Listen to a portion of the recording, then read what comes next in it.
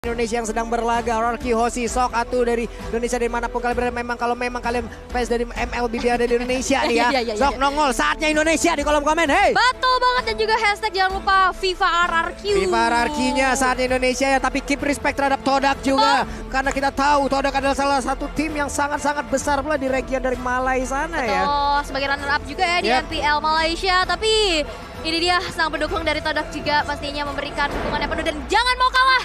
Tapi tanpa berlama lagi kita langsung saja melihat Land of Dawn di game yang pertama, match pertama, babak knockout stage di hari yang kedua.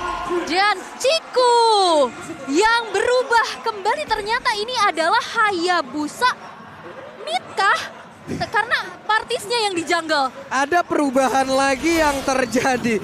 Benar-benar kreatif dari apapun itu yang sudah Haya Goldland. Tapi Haya, Om Wawa. Haya Goldland. Sudah ada Hayabusa untuk menjadi jungle, tapi ternyata coba lihat.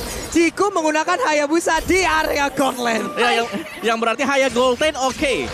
Mungkin masih bisa, tapi dari sisi farmingan berhadapan dengan marksman dia akan ditekan habis-habisan. Jadi sangat berbahaya sekali untuk Ciku kalau memang mau head to head secara langsung berhadapan dengan Beatrix dari Skyler. Cuman kalau memang bisa dimainkan ya, Martisnya harus cepat level 4 untuk bisa nge-backup dia. Wow, Todak masih punya kejutan ya untuk match keempatnya di M4 kali ini. Tapi udah ada gangguan nih dari sini. Ini di bagian tengah, coba lihat ada 3 player yang berkemudian. Ada satu tadi, hal yang hampir saja membuat player dari RRQ Hoshi berada di dalam ancaman yang sangat-sangat mengerikan. Clay masih bisa pergi dari tersebut, tapi coba lihat rival masih bisa melawan farmingan dan mereka kembali ke patternnya masing-masing. Wow, kejutan demi kejutan kian terjadi ya. Tapi sejauh ini belum ada first blood, walaupun kita lihat first blood rate-nya. Nomor 2 untuk Todak dan nomor 9 untuk RRQ. Dan kita lihat di area XP lane. Ini Momo berada di XP lane sebagai Popokupa dan tugas dari Yamski ternyata nge-gaping ke XP-nya dulu untuk pergerakan dari R7-nya terbatas. Bahkan sekarang belum level 4. Ya, kenapa dari marksman-nya ditaruh di XP lane? Kita sudah berbahas ini di group stage. Turtle-nya akan di-setup dan akan diambil oleh Todak. Jadi mereka ingin untuk menang team fight apapun yang terjadi, Turtle yang pertama akan menjadi milik Todak. Yes, dan ini dia Turtle Camp by UBS Gold yang sudah muncul. Akankah menjadi milik Todak ataupun RRQ karena setup sudah dilakukan? Wah, itu coba lihat. Ada polisi dan first blood. Berhasil didapatkan first blood. PMP pun berhasil langsung aja diambil oleh RRQ, tapi R7 tertinggal sendirian di tengah-tengah kerumunan player dari Todak. 1-1. Yes, tapi saat ini gimana Turtle yang sudah mulai di-poke juga rival. Sudah mencoba untuk menarik Turtle ke area dari sisinya. Begitupun dengan ada 3 player dari masing-masing tim. Coba untuk saling mengganggu saja Void Crystal dan Albert. Di sana tertahan. Oke. No.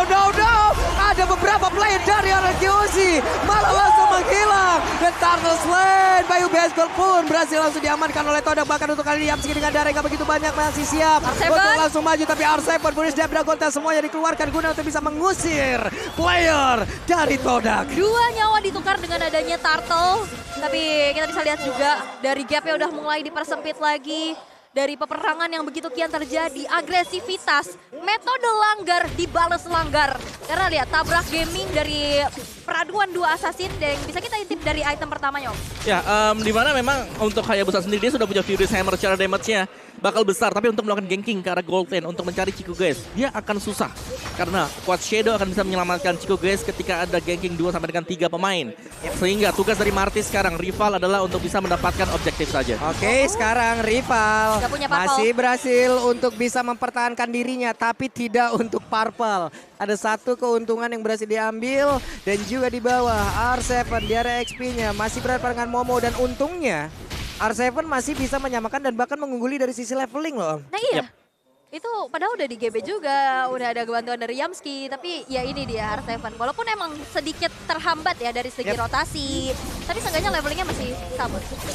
Ya, untuk tim fight demi tim fightnya memang dari langgar sini yang dimana mereka harus bermain cepat. Tapi Vin ada 2 ultimate tadi yang udah langsung dikeluarkan, tapi Vin masih berhasil selamat. Dan untuk kali ini game-nya pun berhasil dihancurkan. Ada 2 source ultimate yang memang benar-benar terbuka. Dan bahkan untuk kali ini Momo sendiri yang terjebak di bagian bawah, bahkan langsung dihajar begitu saja. Akankah dia berhasil kabur dari tersebut, tapi tidak.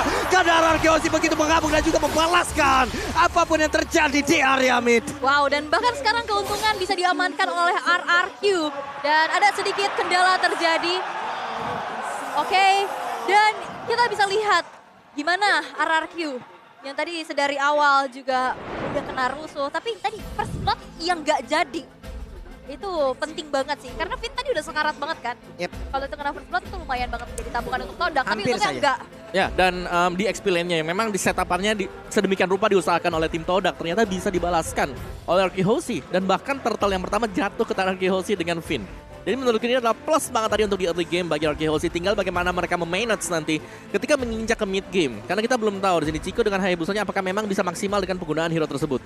Banyak sekali momen memang kita melihat dia menggunakan mid laner, pernah jungler bisa, marksman bisa. Tapi sebagai gold laner assassin inilah yang harus dipertanyakan juga untuk tim Todak. Apakah memang mereka terlalu memaksakan untuk fleksibilitas mereka? Oke lah, memang mereka fleksibel. Mereka bisa mainin sebenarnya tadi di laning phase-nya, XP lane bisa ada Martis. Tapi mereka maksa untuk menggunakan Hayabusa sebagai gold lane. Dan ini bisa jadi pedang bermata dua untuk tim Todak. Karena mereka sedang tertinggal sekali. Kalau lagi unggul, itu bagus. Kalau lagi ketinggalan, ini PR buat Todak. Ya, dan apalagi kita lihat juga begitu banyak pick off yang dilakukan oleh RRQ ya. Membuat akhirnya dari goldnya, dalam keadaannya juga sekarang udah diunggulkan oleh RRQ. Dan kita akan kembali kepada game yang sudah dilanjutkan kembali. Yap, ini dia sudah ready lagi untuk bisa melanjutkan bagaimana jalannya pertandingan. Karena Finn dan juga Clay sudah standby di area dari Turtle. Seperti biasa, Turtle Camp, UBS pun sudah hadir. Mereka sudah set up, tapi Yumski tidak mau kalah. Yumski hadir sendirian. Moon hampir saja terkena satu air mancur yang memang sudah disediakan. Dan efek slownya bahkan untuk kali ini. Dengan Emo Banditnya, Finn harus menghilang di area tersebut. Dan RRQ Hoshi kehilangan satu playernya. Mereka kekurangan kuat dari quantity player. Bahkan dengan sekarang, Turtle pun masih ada di sana belum menjadi milik dari siapapun. Yap, tapi setup sudah dilakukan. Rival sendirian, Yamski dari belakang. Black Dragon Form sudah mulai terbuka, tapi Retribution dan Turtle slain by UBS Gold berhasil diamankan oleh Todak. Tapi lihat, Albert hadir dan bahkan Yamski berhasil dihilangkan di tangan Albert. Itu dia, rival tertinggal sendirian mau pergi ke arah mana, dia masih memiliki portal coil. Tapi belum ada efek bakaran di dalam tubuh saya sekali, namun dia ada berbeda. Malah R7 yang tertangkap basah. Fight terus-terusan terjadi bahkan di area mid. Hayabusa, where are you going bro? Kau pun pasti akan langsung terkena, dan satu auto yang ada di area berhasil dihancurkan, tapi Albertnya malah dikejar oleh Kupa. Masih terlalu cepat Kupa, kamu harus kembali kepada pelukan Popo. Wow, ini mahal banget ya, RRQ bisa dapetin outer turret di arah tengah. Itu begitu menjadi satu advantage yang bisa dimanfaatkan pastinya. Dari zona farming untuk rival juga pastinya makin terlihat. Dan zoning out juga makin luas lagi dari RRQ. Dan kita bisa lihat juga Moon kali ini ada 300 assist dan menjadi ranking ketiga di most assist in M series. Ya, oke. Dari draft buat Todak, ketika mereka menginjak ke late game, seharusnya mereka punya banyak utility yang bisa dipakai untuk menumbangkan pemain-pemain dari RRQ Hoshi. Jadi tugas RRQ Hoshi adalah untuk menekan agar jangan sampai Chico guysnya di sini bisa bermain sampai dengan ke late game. Karena kalau di late game-nya ini Finn bakal bahaya banget. Waduh, Finn-nya berhasil tadi sepertinya untuk bisa ngebait ya beberapa player yang dimiliki oleh Todak. Dia tapi harus mengorbankan satu sprint yang dia milikin. Nggak apa-apa, karena tadi baitingnya hampir aja berhasil. Untuk sekarang, dari Todak itu sendiri sudah semakin kecil lagi area defense-nya. Namun untuk sekarang dari purple buff-nya pun masih berhasil diamankan oleh rival harusnya. Harusnya ya, tapi yang bisa diamankan oleh kalian adalah Infinix Note 12 2023. Unlock your multiverse speed to lead. Nah ini biar kalian bisa makin fast hang lagi main Mobile Legends. Udah lama saya tidak bareng Queen of Raging ini ya. Jago, masih lembut, masih halus memang ya. Bagus, pertahankan itu. Tapi Albert di bagian bawah. What? Ini dia. Ini dia. Yes, solo kill. Bayi alien kita. Solo kill dari Albert tadi yang membuktikan memang sebagai Fanny harus bisa dihentikan. Karena tadi sendirian saja buat Chico guys. Dia nggak punya positioning sama sekali juga untuk bisa berhadapan dengan Fanny. Hilang dengan cukup cepat dari Chico guys. Tidak bisa melakukan banyak hal. Kali ini Finn berada di baris terdepan. Rival, akankah dia berani masuk dengan Molotov Coil ataupun dijepit dengan Asura yang dia punya terlebih dahulu. Tapi rival berhasil didorong mundur. Skylar udah memberikan damage balasan dan harusnya Turtle Sled by Baseball pun berhasil dimiliki oleh RRQ Hoshi. This is the power of RRQ, setup yang begitu baik. 4 orang sekaligus mengamankan Turtle yang ketiga.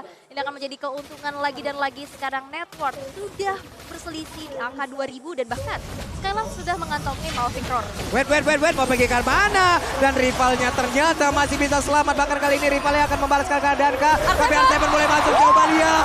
Ada Pudis dan juga Dragon Slayer memang berhasil sekali untuk bisa menambahkan langsung arah rival dan juga R7. Mereka mau dikeluarkan namun sakit sekali.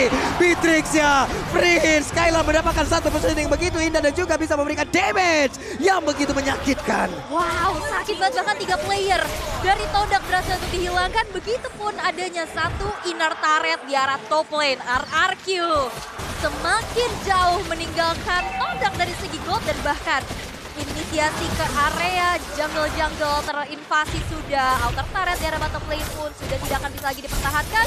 Dan ini akan menjadi objektif yang begitu mahal untuk RRQ. Ya, menurut tadi rival ya, dia agak sedikit terlambat untuk mengeluarkan Mortal Coil dia tadi.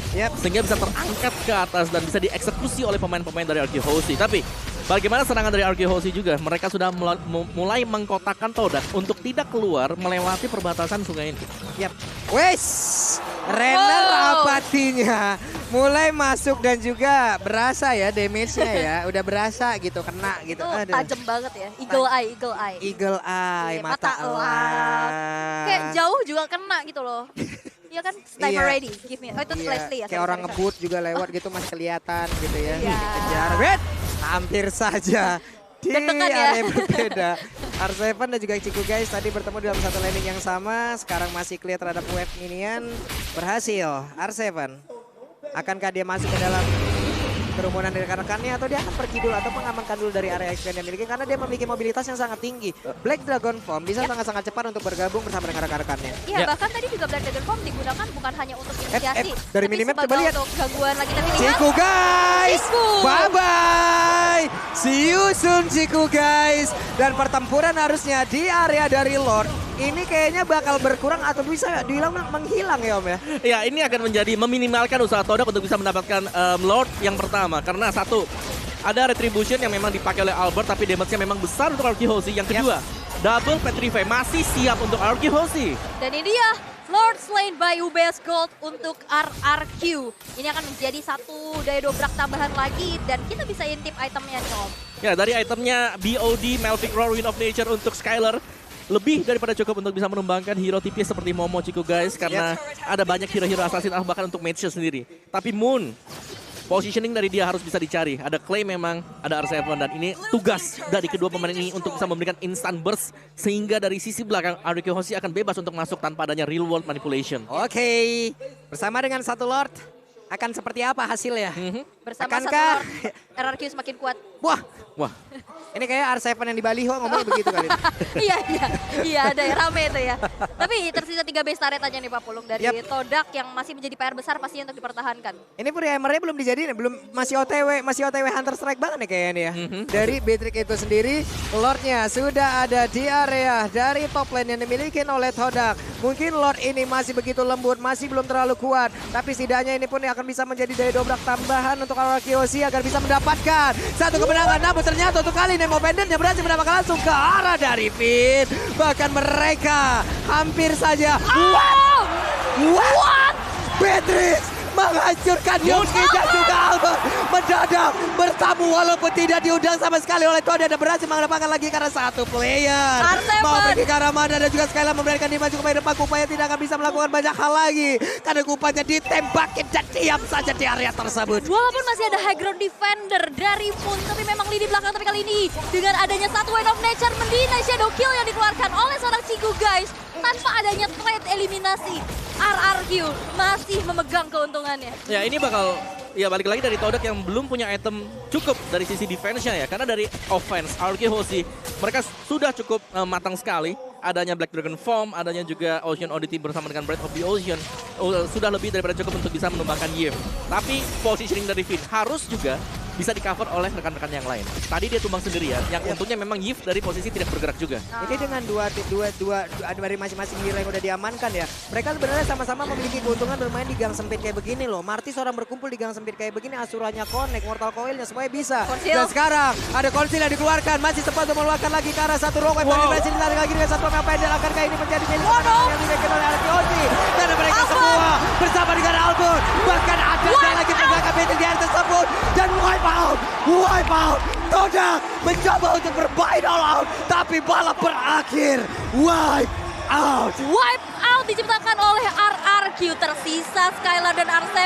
Akankah ini menjadi akhir karena satu wave minion di arah atas akan langsung saja mengantarkan kemenangannya karena Bennett sudah dibuka, dan kali ini base-nya akan menjadi milik RRQ Hoshi.